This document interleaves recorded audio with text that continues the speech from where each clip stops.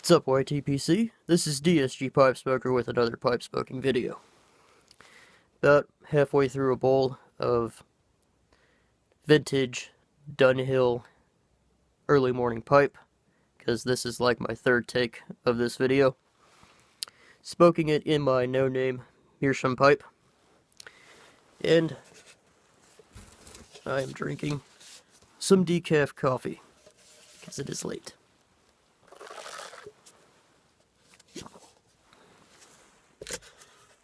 Like I said, I'm about halfway through a bowl of vintage early morning pipe, which was gifted to me from Berg, and I greatly appreciate it.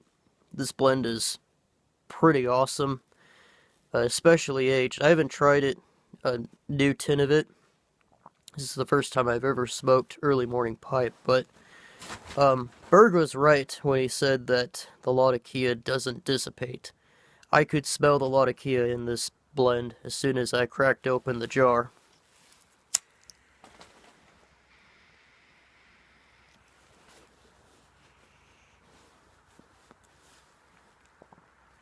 And you can taste it in the tobacco. It's really light. Mostly what I taste are the components.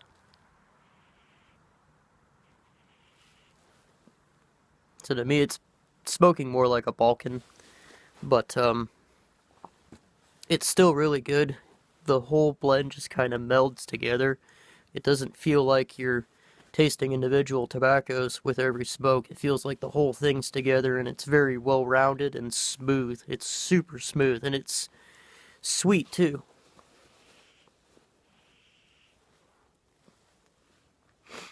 Very good blend. Again, thank you, Berg. But with that being said, this is a weekend pipe chat, so let's get right to it. First, I want to do a video response to Joshua in the Woods. For those of you who don't know, he did a recent video discussing his ailments. Sorry, I'm trying to find my tamper. Here it is. He has some ailments that he received from vaping at work, and the doctors referred to it as reactive airway disease. Apparently that's another way of calling it asthma. But I just want to get on here and say, Joshua, I hope you have a fast recovery. That really sucks that you have to stop smoking a pipe because of your asthma.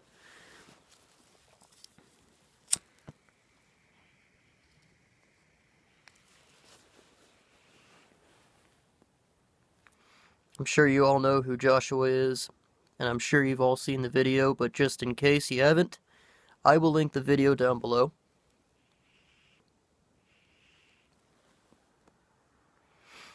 Send the man some support and some love, but with that being said, I want to take the time to basically talk about some of the risks involved with our hobby, because Joshua's unfortunate circumstances, it came from vaping, but it's agitated by pipe smoking. You know, that brings up a good point about the risks that are involved with our hobby. Is it safer than cigarettes? Yes, absolutely. But it's still producing smoke, and even if you don't inhale, which Joshua doesn't, I know I don't, and I'm sure many of you don't, we still gotta take precautions, and, you know, that's why I stopped smoking in my car, and I try not to smoke in my cabin. I've done it a couple of times, but I really shouldn't, because the smoke doesn't dissipate in my cabin. Kinda lingers, so that's, you know, it's not good for your lungs to do that.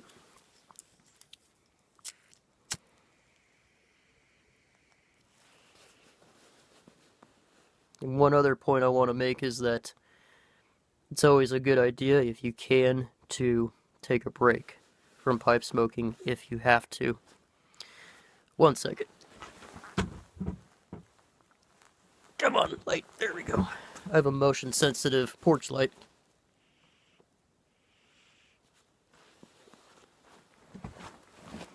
This stuff is really good. Anyway.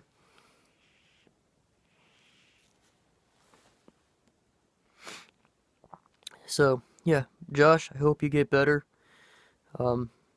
I hope everything works out. If you guys haven't seen the video, again, I'll link it down below. With that being said, let's move right along. Legacydotuks, I forget what the guy's name is. I apologize about that. But he's doing a series on buying, I think it's buying your first Dunhill pipe, which I'm really excited for. I'm kind of intrigued by, you know, the whole Dunhill thing. It would be kind of cool to have as a pipe smoker, even if I don't smoke it, even if it's just a collector piece. But I figure if I have them, I'm gonna smoke them. I try not to collect pipes. Whatever pipes I have, I smoke. But the one Dunhill that I do want to get is a birth year Dunhill, which I'm having a really hard time trying to find. So hopefully this series will be of some good use. For those who are curious, my birth year is 1988. I've seen some 86s, some 89s. That's about as close as I've seen to a Dunhill 1988 pipe. But I'll link his video down below if you guys are interested. Lastly, I'm going to do a VR to Max from Defiant Pipes. I've already commented on this video, but, well, he wanted us to give suggestions for his series on his channel called I think it's Gribbly's Folly. Yeah, Gribbly's Folly.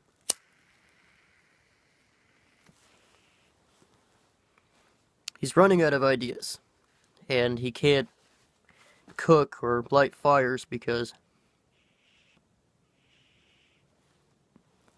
of concerns of starting a forest fire. So, in addition to the comment that I made, which is to make a snow fort, if he still has snow,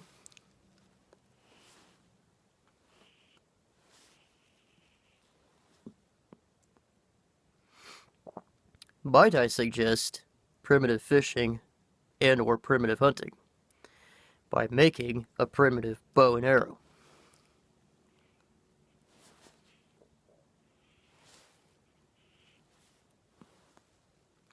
I don't know how that's going to work in your area. I know you did some squirrel hunting, because that was like, what, your 4th or 5th video, Max, that you put on the channel? I know I've seen you do some squirrel hunting on your channel. So I don't know if it would be legal in your area to do so, but if you can pull it off, you should do some primitive hunting and primitive fishing. What would be really cool is if you can go out in the woods with nothing but a survival knife, carve out a branch, bendy, you know, strong branch, find some kind of foliage that you can rope together into a string, and then make your own arrows, and then go hunting and or fishing with it. That would be really cool.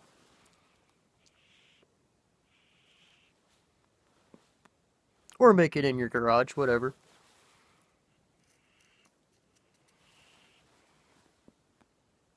But that's my suggestion, in addition to making the snow fort, if it's still feasible, i.e. you still have some snow where you're at.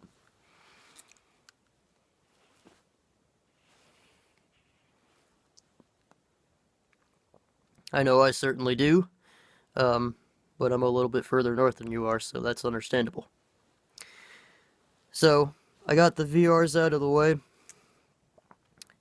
some channel updates. The package containing the rest of the prizes for my contest is scheduled to be here tomorrow.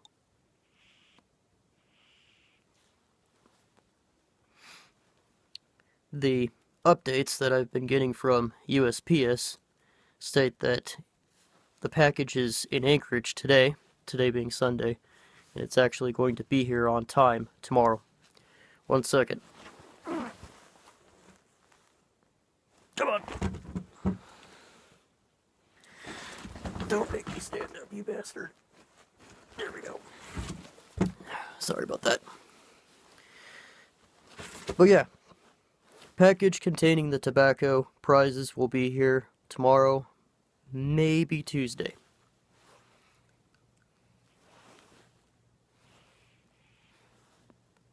I'll get a video up as soon as I can. With that being said, I have an idea for my channel. I'm gonna do a series called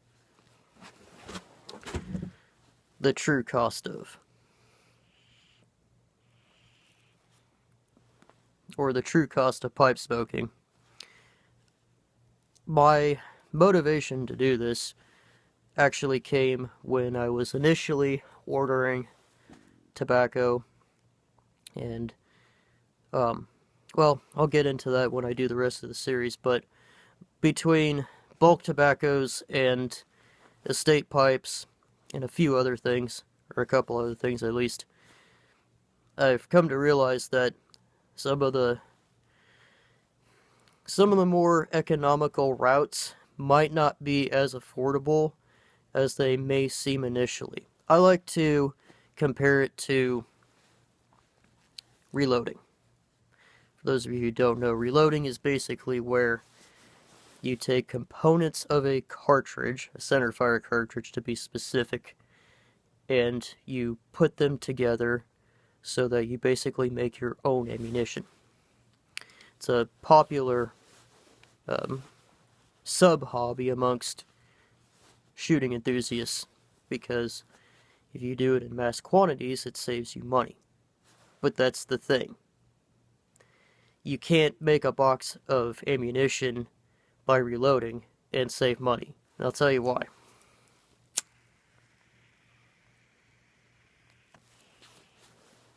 You're not putting together a Lego set. You're putting explosive powder in a brass or nickel container, and you're putting a lead and or copper projectile on top of that with an explosive primer on the end. And you don't just put that together with your fingers, and it doesn't just magically come together. You need tools and you need equipment. You need presses, you need dies. Those two pieces of equipment, they generate a lot of force, even the manual ones that you have to use by yourself in order to seat the bullets and extract the fired primers. So you're going to need a workbench that's sturdy enough to handle this. On top of that, you're going to need space to do it. Plus, you need a lubing case or some kind of lubricant for the dies, for the case to go into the press and the dies.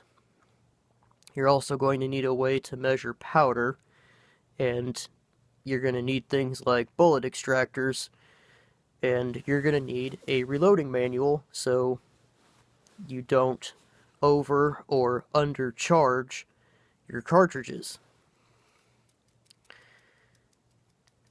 You know, it makes it economical in the very long run to do that. Because, yeah, if you just factor in the components, it's pennies per cartridge rather than, 50 cents a cartridge or $1 a cartridge. And it makes sense if you're going to be reloading thousands of rounds a year or tens of thousands of rounds a year. But it doesn't make sense to do that if you're only going to make enough ammunition for a box. So that's I'm kind of taking that same concept and applying it to my new series that I'm going to do here shortly, called The True Cost of pipe smoking. I don't know how many different parts I'll do. I want to start with 3 if I can, but that'll come out here eventually, probably sometime next weekend.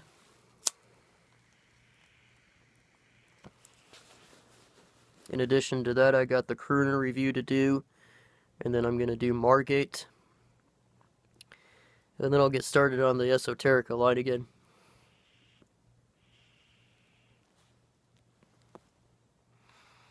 So with that being said, this has been DSG Pipe Smoker with another pipe smoking video.